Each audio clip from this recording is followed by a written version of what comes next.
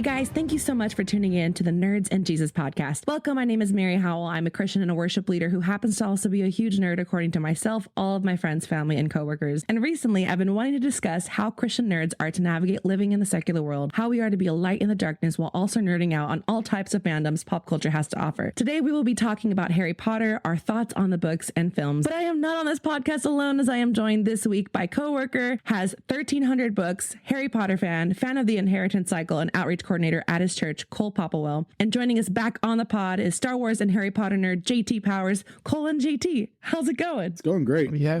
Fun to be back. I can't complain. This is my first podcast. Super excited. Just for our listeners are able to know whose voice is whose if they didn't listen to the first episode. So JT, this is your voice. Hey, this is JT. Welcome back to myself. And this is Cole. Hey, this is Cole and welcome to me. Yay. Well, I'm so glad you guys are on this pod. I know we talked about it a couple weeks ago about y'all joining on this segment. So this is actually going to be a two-parter. We have y'all coming in and we're going to discuss the film. We're going to talk Harry Potter and we have another part two.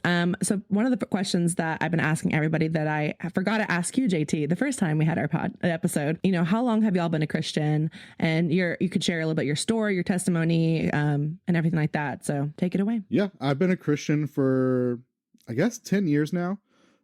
It's been a wild ride. So I always tell people that I grew up sometimes Baptist with my dad and stepmom, my family here in Tennessee. Grew up atheist with my mom in Florida, and grew up sometimes Church of Christ with my grandmother in Florida whenever I would visit her. She always made sure that I went to church, and she would always give me her tithe to put in the pass around bucket. But really, went to church off and on growing up, but didn't really care for it. Wasn't really my thing. A lot of stuff happened in my childhood that just made no sense that God was ever involved. And so get to about my late teens, early 20s, dive deep into alcoholism.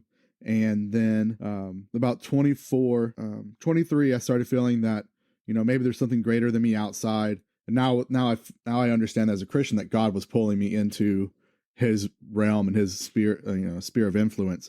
So I did a deep dive. I went to Catholicism, Mormonism. I went to Buddhism. I went to Hinduism. I went any and every space that a modern person who worships goes, and eventually landed on Christianity. And the reason I avoided this for so long was I grew up in the South of the United States. So, that we're all supposedly Christians here. So I just do I think it's Jesus because that's where I grew up, or is that really the answer? And I have determined for myself through experience and exploration and talking with God that Jesus is the answer. And so been here ever since. It's been a wild ride. Wow. It's awesome. Thanks for sharing. Yeah. Cole? Side note, thanks for sharing, JT, because that's the first time I've ever heard anything about your story, really. So that was really cool.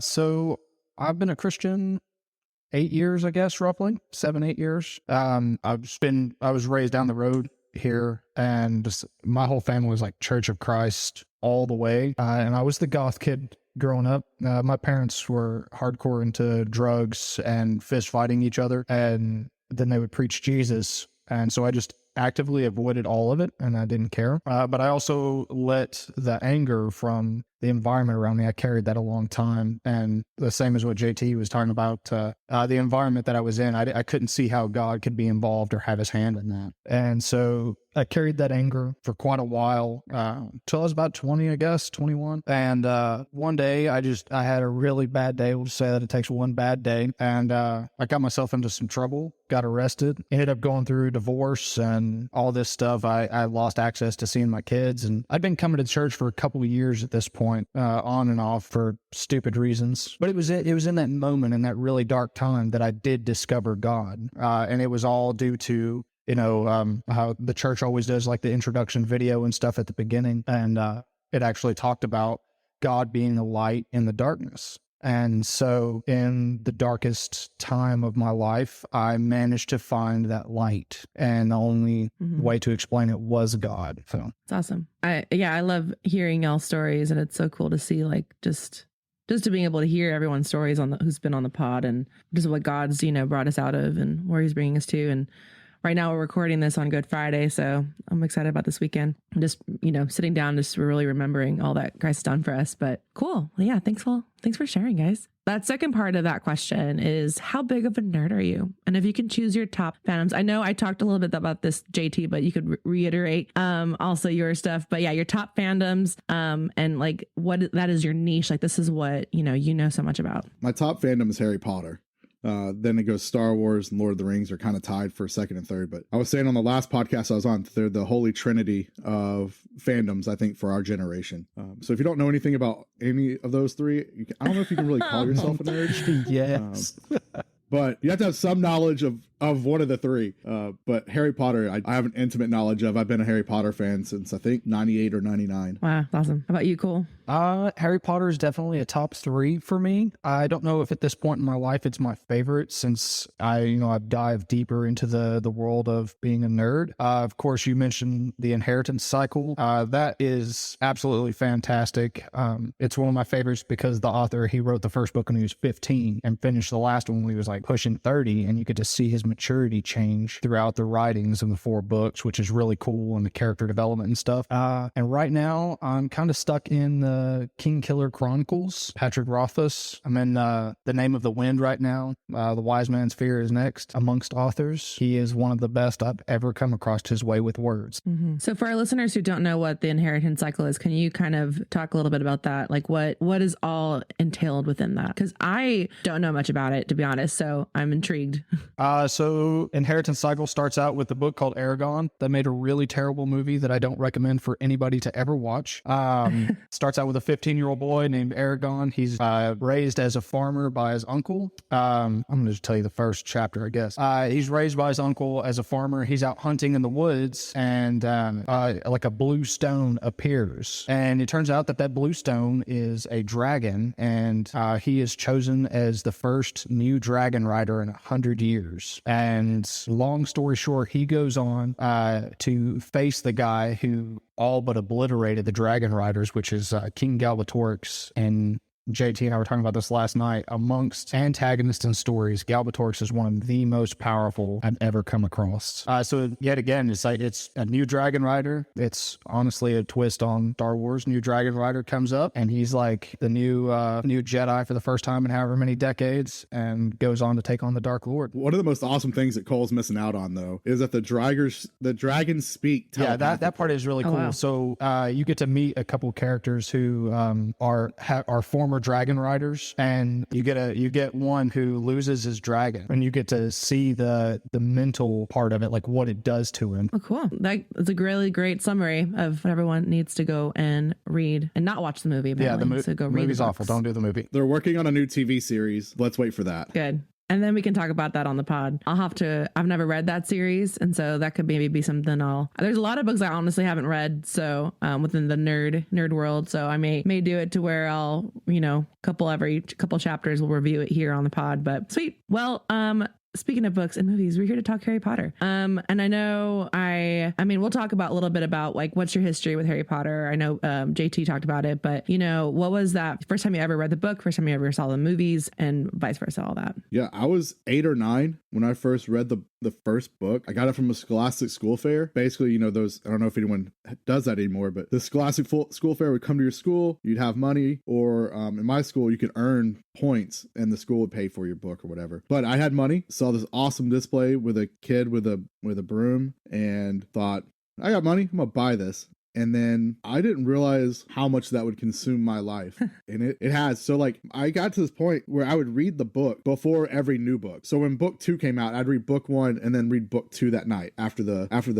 what's it called? The book fair, or not the book fair, the book release. They do these big parties at bookstores. And so I would do that. So book 3, I would read book 1 and 2 and so forth and so on. But then I was like, that's awesome. Movies are coming out. I need to do this thing. So I've probably read, just on that alone, I've probably read each book at least the first one 14 or 15 times. That reminds me of whenever I would watch Marvel movie, I would always go back and watch all of them, and now I'm like, it's too much.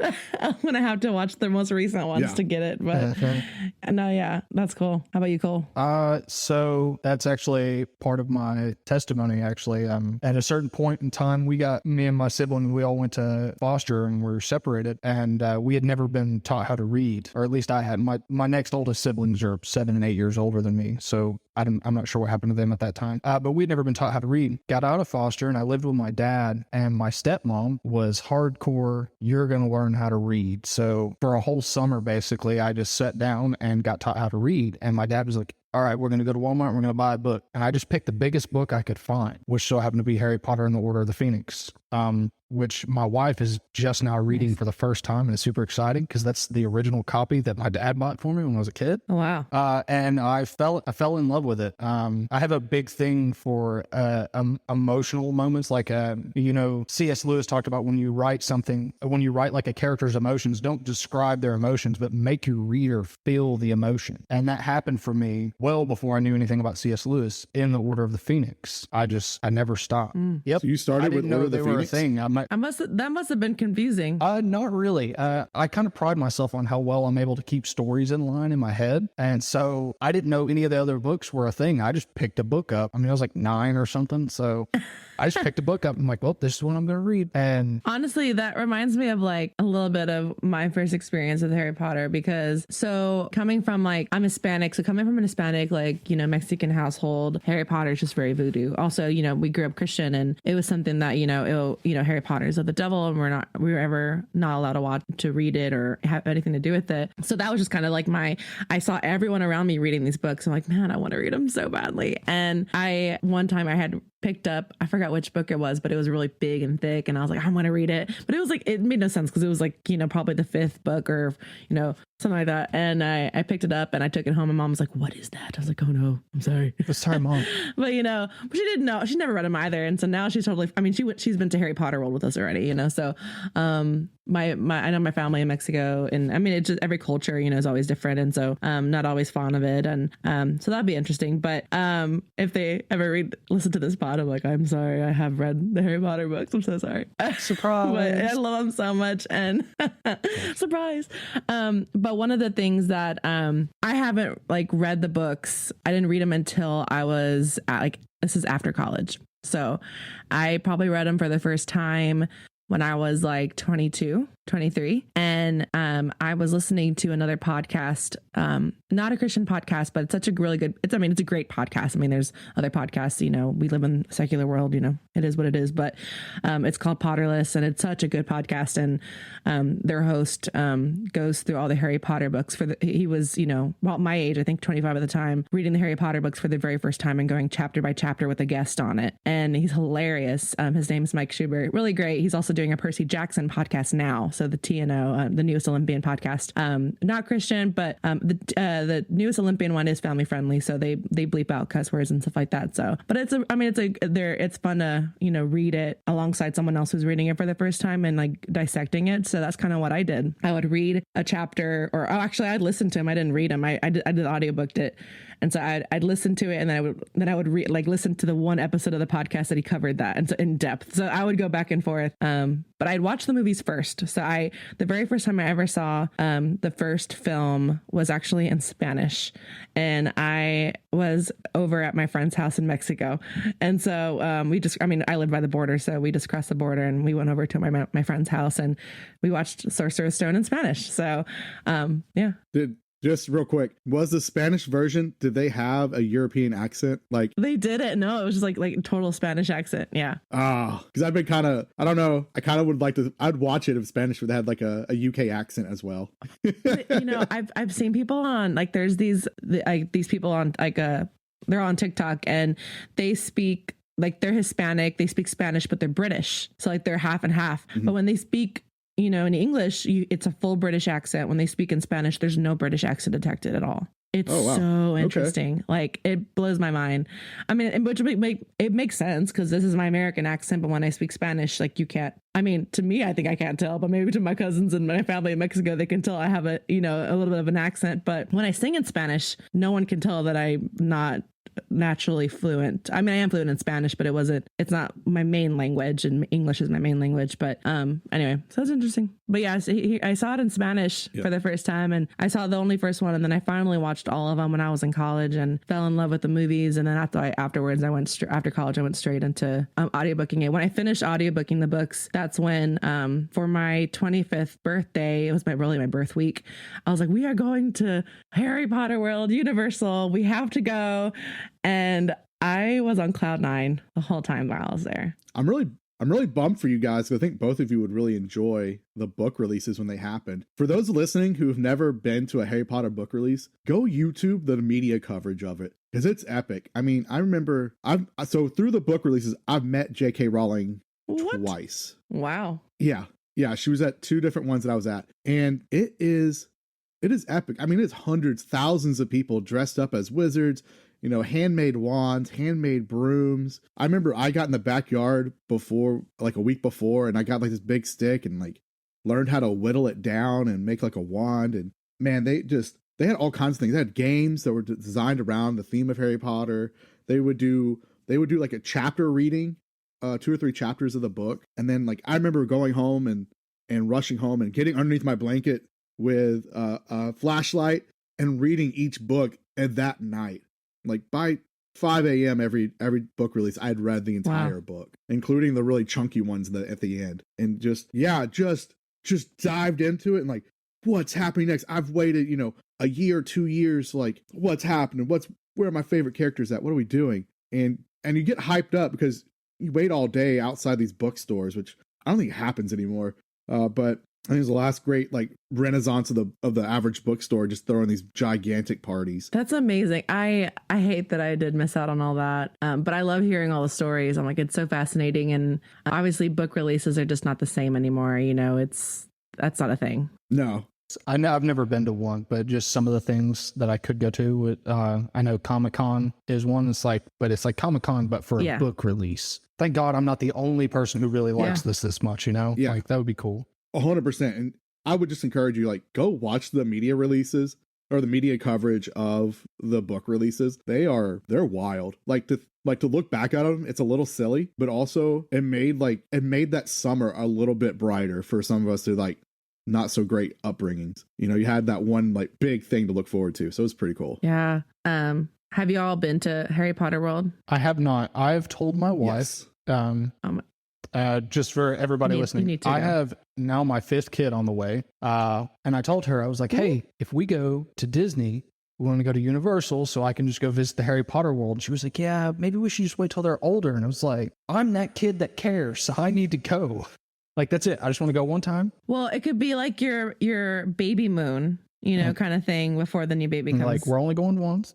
People do that. I just want to go one time to say I did. I'm such a, like, in particular when it comes to Harry Potter, I got a couple different tattoos of it and all that stuff. And my oldest, when she was little, I'm talking like 1, 2 years old, I hadn't read my books in several years, and I just sat down one night and I started reading. So she had the whole series read to her while she falls asleep, and she buys me little Harry Potter things randomly that has been ordered from wherever, and it's like, man, this is super cool. Let's go get a real wand now. When I went to Harry Potter World, I think I came out with a lot of different things. I'm trying to think of what I look behind. I like a Hogwarts poster, but I have like the snitch. I have the chocolate frog. I did have all the different candy. It's surreal because there's 2 worlds of it. There's, Diagon Alley, and then there's, the castle, Hogwarts, with everything like that. So, but in order to get between point A to point B, there's the train, the Harry Potter train you can actually take. The train. And it's immersive. And man, you go in there, it's a replica. They did a phenomenal job. And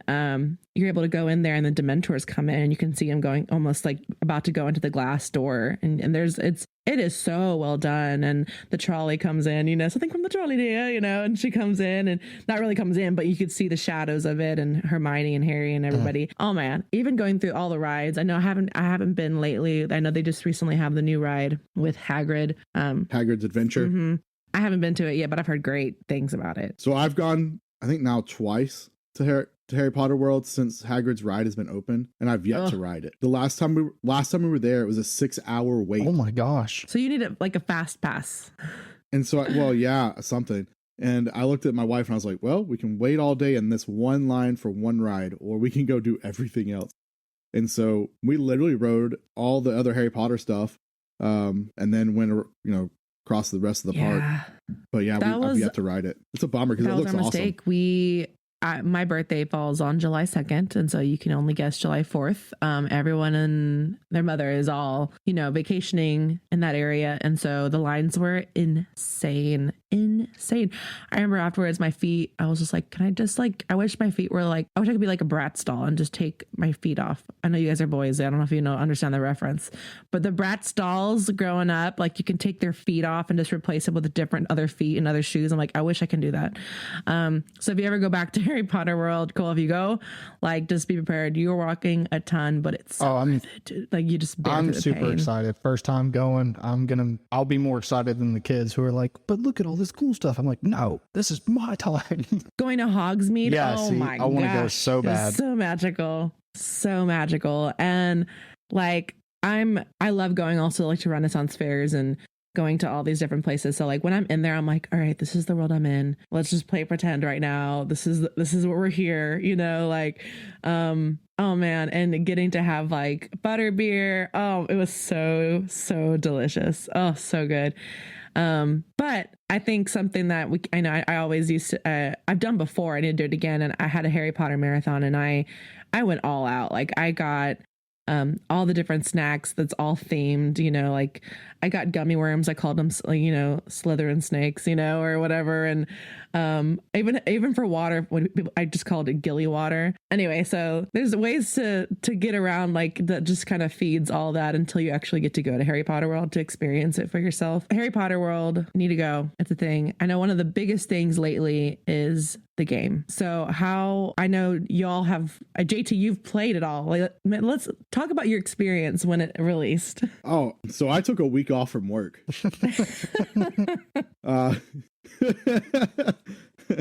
I've been waiting on that game for, I don't know, 15 years at least, 16, 17 years. Cause it's the greatest fantasy, right? Like you've read the Harry Potter books, you're a big fan, and now you kind of want to explore your own story as much as you can. Video games, you've got a set story, but you can immerse yourself. And so I pre-ordered it months and months and months ago. And my brother for Christmas, without me asking or knowing for it, got me a PlayStation 5. And so like I was able to play it as it was meant to be played. And I dived into it for a week and at the very beginning, and it was amazing. It is. So for those of you who don't know, you start the start of the game is you are a brand new student to Hogwarts and you're coming in as a 5th year. And that is highly, if you don't know Harry Potter, that's highly abnormal. You come in as a first year because you've been born with magic and magic suffuses who you are. And you get your wand at 11, you're off to Hogwarts or whatever magical school you're going to. Well, this kid didn't have that experience. And we come to find out within, a few minutes into the game, you have what's called ancient magic instead of what's normal magic. And for whatever reason, that's a delayed response to Hogwarts. You go in as your 5th year and you learn pretty quickly. Through the years, there's been 3 or 4 other people that have started Hogwarts as 5th years because of this. And you just go on this journey. And so what's happened is ancient magic has been rediscovered by both humans with you as your character and Professor Fig. And then, really quickly you learn within what, Cole, 20 minutes? Oh yeah. That there's a goblin who has also discovered ancient magic. And basically the race is off between the two of you to gather and control as much of that ancient magic as possible, essentially, because there has been repositories of ancient magic kind of hidden throughout the world. Yeah. And it is a phenomenal game. And I'm really hoping, for those of you who are Quidditch fans, there's no Quidditch in the game. The headmaster at the beginning of the year says, hey, because of last year's amount of injuries, there's no Quidditch this year. Hilarious. And, I know the host of that other podcast, Potterless, he always expresses how much he just hates Quidditch. So I know he'll enjoy that. But that's so interesting to me. I was going to say, I love Quidditch. So I want to say like 2007 or 6 maybe, they came out with Quidditch World Cup based around the 4th book, just kind of celebrating that. I really wish that they would develop that idea a little bit more and do like a Madden version or a basketball 2K version of Quidditch World Cup every year. Yep. We were talking about that last night. Yeah, exactly. And I think like that would be fantastic. Just nothing but Quidditch. And you multiplayer online with all your buddies and you get, just tons of fun out of it. But that's my opinion.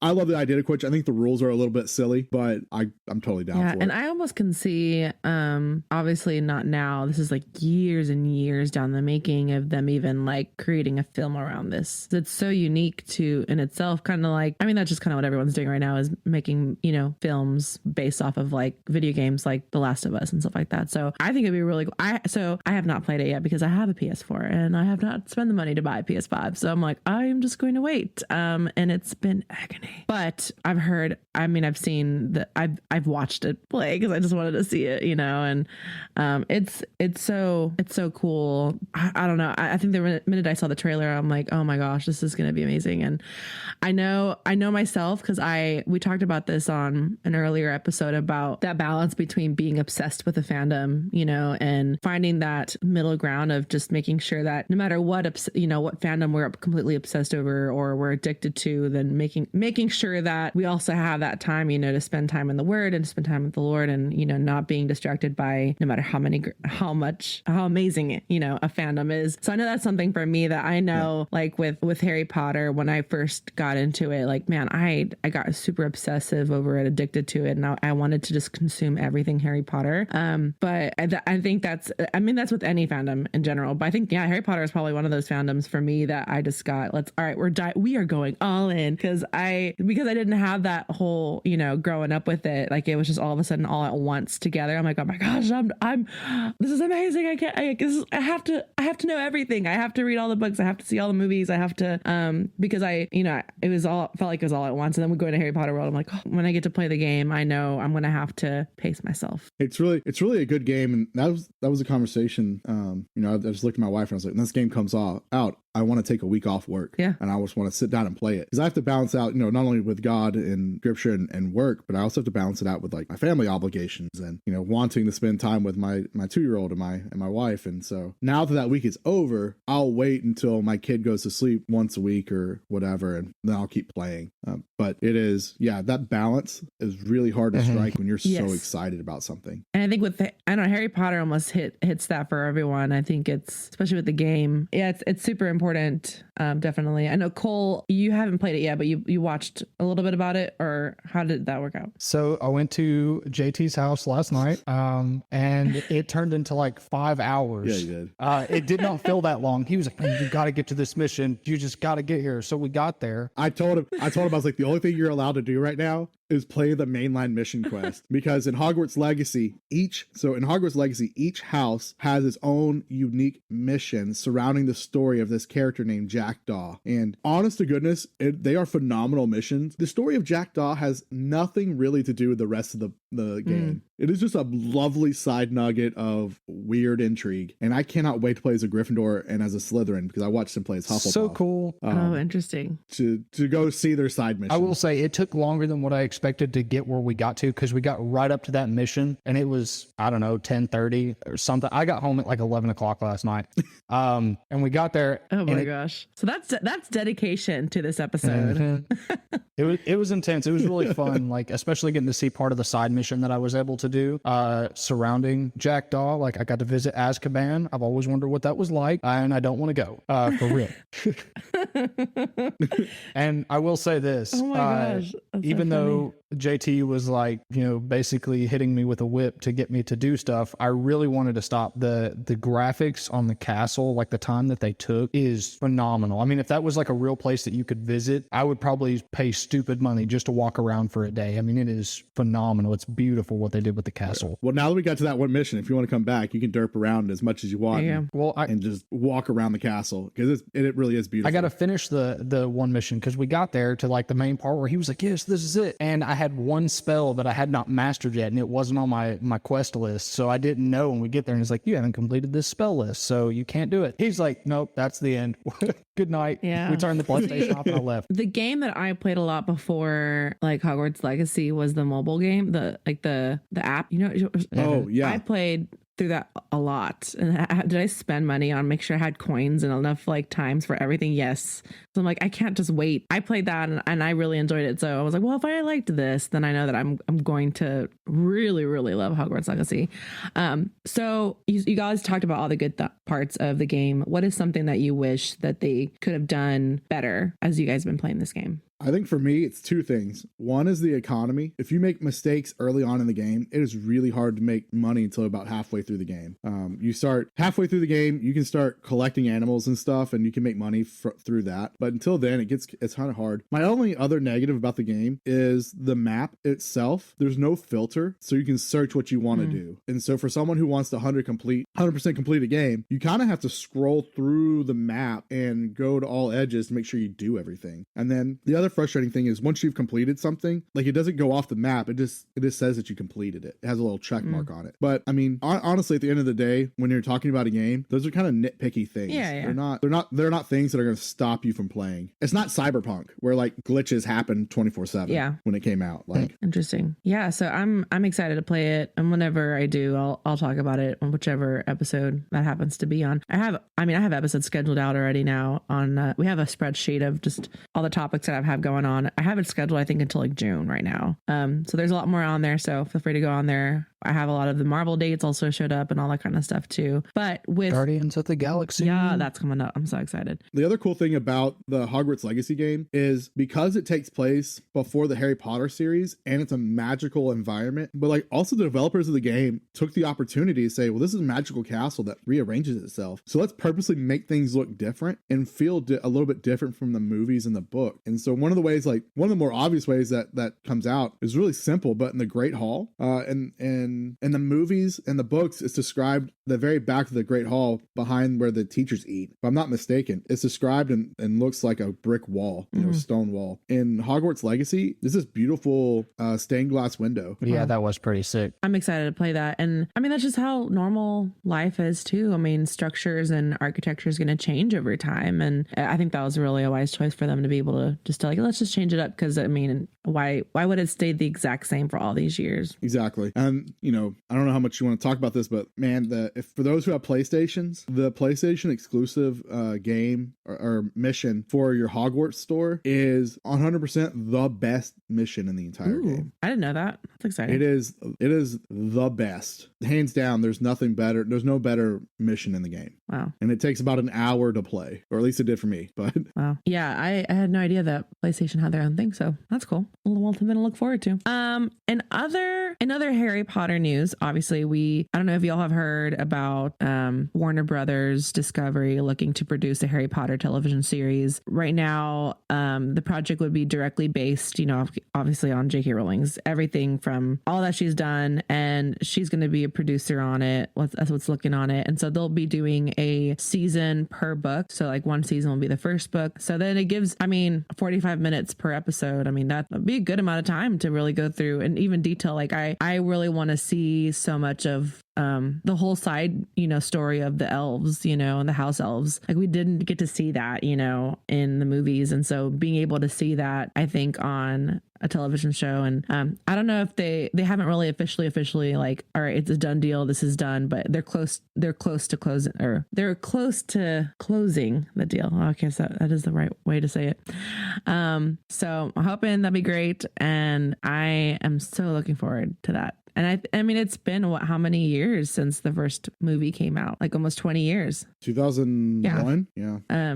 Over 20 years, which would make sense. I mean, I guess it is time, which is weird to think about it. Well, and maybe we'll finally see Harry Potter cast a spell in the first book. In the movie, I don't know if you ever realize this, but Harry Potter doesn't cast a single spell, I don't think. Mm-hmm. So maybe in that first season of the first book, we'll see him cast a spell. I've been thinking about that since you said that yesterday. I can't think of one scene.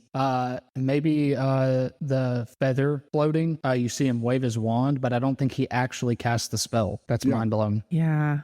There's so many things that I obviously love the movies, but I know there's so many things. When I was listening to the audiobook, I was just shook. I was like, wait a minute, this all happened? What? Like they didn't put this in the movie?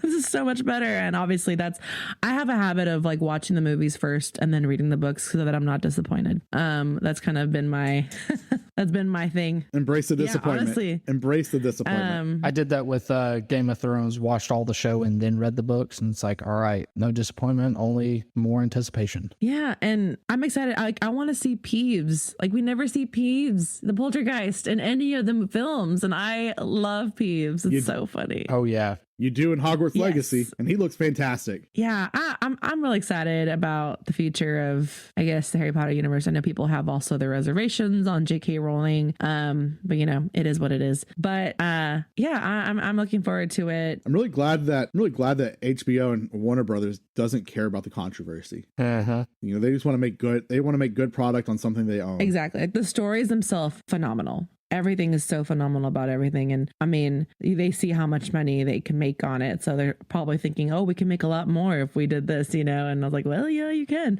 Because we will definitely watch them. And, you know, we're not going to say no. Like, I have HBO, so I'll be good. I'm like, all right, I'm good.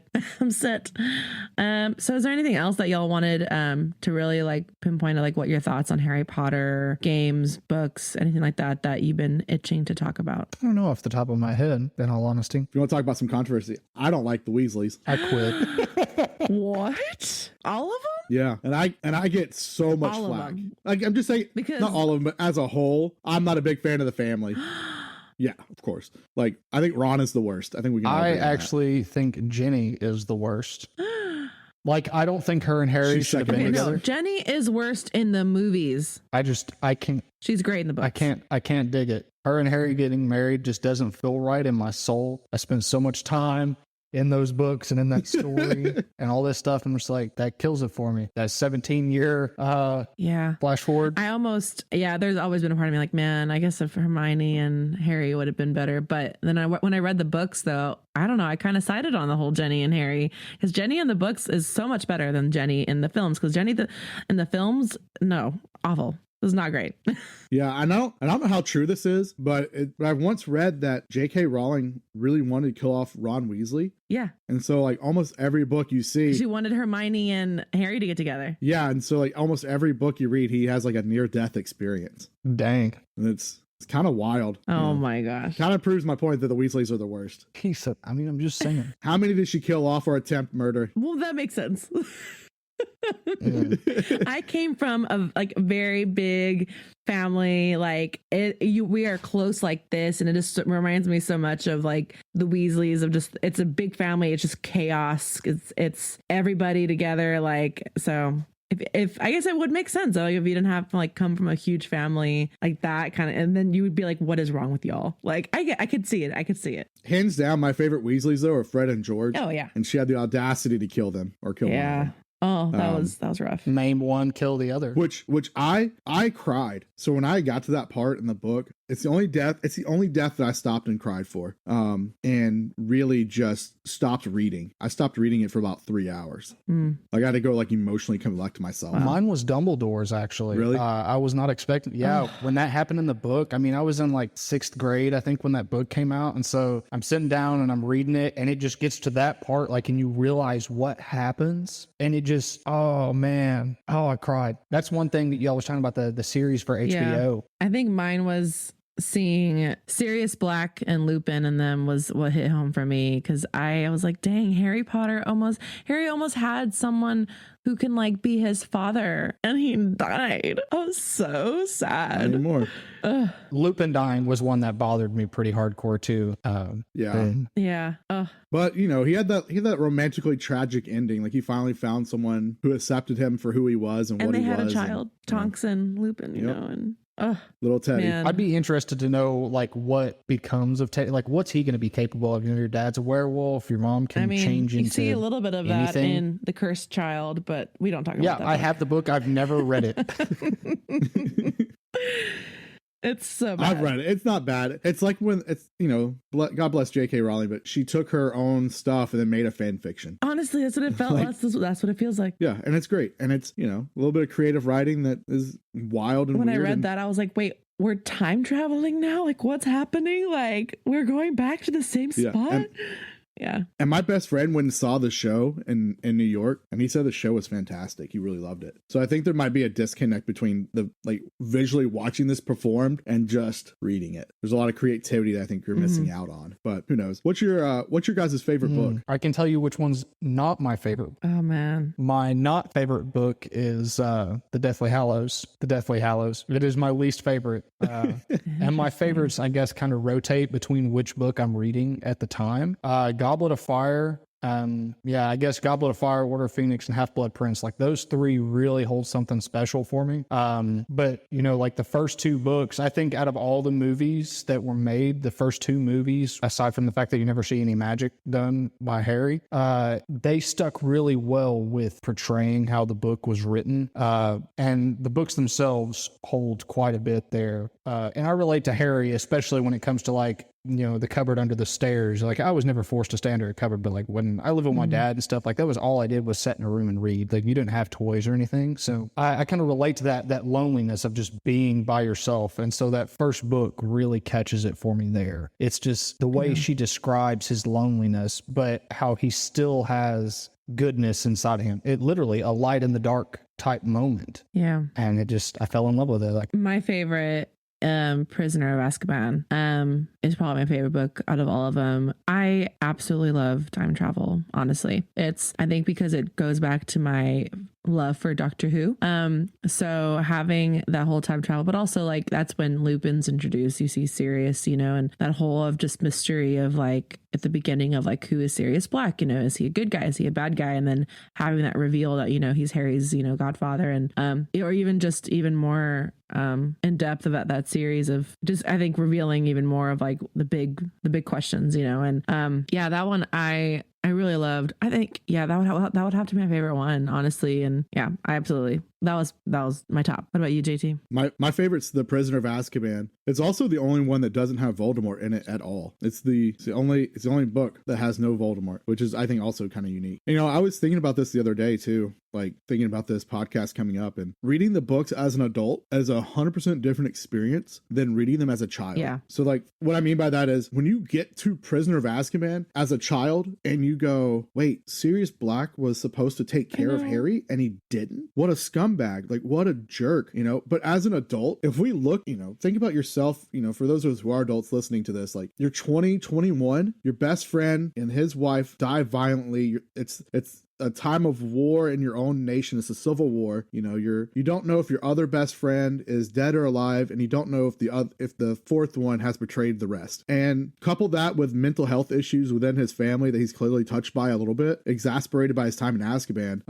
You kind of go, okay, as an adult, like I fully understand the mistakes and probably would have made the same ones that Sirius Black did. Yeah. And so reading the books as an adult gives me a whole new perspective on, like, you know, I still cherish my time as a child reading the books, but they're a bit more full as an adult reading them. Yeah. I think that was my first reaction when I read them as an adult, you know, and it's interesting. I mean, Harry Potter in a whole was never like, all that I heard about was so much more when I read them and got into that world, and just hearing the story of, I mean, it really is truly just good versus evil, you know, and you're seeing Harry just rally against with other people, you know, his friends that, you know, walk alongside him so that, you know, essentially, you know, Voldemort's defeated and the good guys win kind of thing. I obviously the reason why we love that trope is because we see it so much, you know, in the word, you know, it's just good versus evil so many times, and good always wins kind of thing. And it's such a good story, and which makes sense why, you know, they're wanting to even dive deeper into with the series, and with Hogwarts Legacy coming out. And I mean, there's a whole theme park revolved around these books, which is insane if you think about it in that retrospect. But thank y'all so much just for being on this pod and just talking about just what y'all love about Harry Potter and all that. And I'm sure when the series eventually releases, we'll be talking about we'll dive into each of those episodes also on the pod. And there's so many nerd things happening, and it's so great. But before, you know, we leave, I don't know if y'all do any social media that you want people to follow you, but if not, you know, what is one thing that you want people to know? It could be about anything, really. Like on my deathbed right now, what do I think? I think one of the things, like, thinking in terms of that, like, I would tell my kid, enjoy life. You know, like when God sat down and made the universe and everything, he knew that Harry Potter was going to come out and be enjoyable. He knew that Lord of the Rings was going to be written and be enjoyable, or the Inheritance Cycle. So go out and enjoy those things. This life is to be enjoyed. You know, it's not all suffering and pain. You know, there's supposed to be moments of brightness and joy, and and happiness. So enjoy those things, but also, remember that whenever there's a truth, that it's always God's truth. So for instance, like we know that love conquers all, and you can see that clearly in Harry Potter, especially the Deathly Hallows. Harry dies to save his friends, and there's no greater love, right? And it's an echo of what Jesus did. He died to save his people, and the scope of Harry Potter, his people are the people of Hogwarts, but in the scope of Christ, that's everybody. Yeah. And so, it's a nice little allegory of like, just as Voldemort and his forces weren't able to harm the people of Hogwarts, Satan can't harm us if we are friends with Jesus and knowing that Jesus died for us. It's good. And so I think if we can, as Christians, find those small truths within the fantasies that we're reading about, because I think at the end of the day, fantasy is an escapism to something better. That's what we all long for, because at the end of the day, like we can look out our front door windows and go, well, my neighborhood might be idyllic, but if I go much beyond my neighborhood or my front yard, there's car crashes, there's homeless people on the side of the road, begging for food and money. And so I think we all have this desire to be somewhere better. Yeah. And for Christians, we understand that to be paradise with Christ, but temporarily, like as long as we do it in moderation, Harry Potter, fantasy, whatever book you're into, or movies, don't take it too far, but they're not too bad. Yeah. They're not gonna take you away from Christ. That's my thoughts. Cool. I gotta agree with JT on that one. I'm very much a firm believer where Scripture says we're made in the image of God, that is our soul, not so much our body. And any creativity that we have is just an outflow and an outpour of His. And if you look at all the lores and the legends and the fantastic stories that we know in today's generation, I mean, even the good, the bad, and the ugly, that's still an outpour of a creator that gave it to you. And just as every person that you have ever met has a completely and totally different story, God wrote their story before they were ever born. JT brought up, God knew Harry Potter was going to be written. And I was thinking on the idea, Harry Potter, good and evil, like that the idea of love there. It's a selfless love versus a selfish love. And you can find those in just about anything. Every good story, I feel, is pulled from Scripture. And this is just one of those ones where they can so happen to cast a spell with a wand. But the love that shines through in that is just, it's beautiful. And I think it's a reflection of God's love. Even non-believers have a piece of that, and they can share it with the world. Well, Romans says that, God's love and law is written on our heart. Going into that, like, I think even non-believers unknowingly echo out His desires into the world, that, people can be accepted right where they're at, no matter who they are. It is what we do inside of that love that determines what we believe and what we don't believe in. And so I think, you can come to Christ however you want, drug addict, alcohol, or maybe you're just born into the faith in a good family and they made sure you grew up knowing and loving God, which is hopefully what, I think Cole and I's goal for our kids are. But you can come to God like that, but do you stay like that? At some point, my kid's faith has to become her faith. She has to find Jesus and become a follower of His, and more so than just following daddy and mommy. And so I think, when we talk about, because, Rowling is not a believer, I don't think. But man, does she put out into the world, bits and hints of His truth that she unknowingly is giving out. And, and Harry Potter, his friends accepted him as he was, but he had to grow and mature to keep his friends and to help them out in the times that they needed them. And, the body does the same thing. We come together however we are, but we got to grow and mature and help each other. And so, wherever we get that inspiration from, like initial inspiration, I think is fine.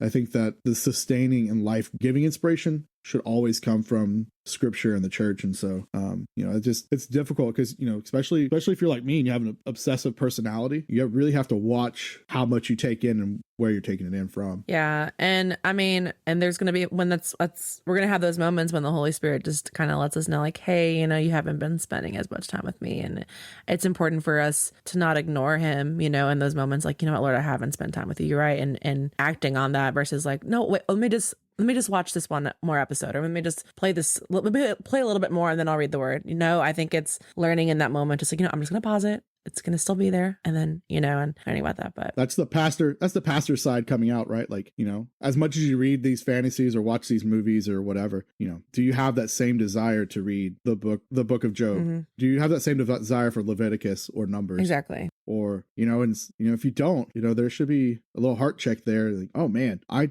don't desire these things as much as this other thing. And this, Harry Potter is not life-giving. Harry Potter is a temporary enjoyment. Yep. It is not my hope. I know. But Leviticus is. If we're reading, these stories and these books and watching everything, like just getting involved in these fandoms, we have to be reading the word even more. It has to be the book that we're reading the most out of all the rest of all the other things that we're just consuming. But yeah, so that's a good reminder. But thank you all so much just for being on this pod. Excited. I know I'm sure y'all will be back. But until then, we'll see the rest of y'all next week. Thank you. Bye-bye. Bye. Adios.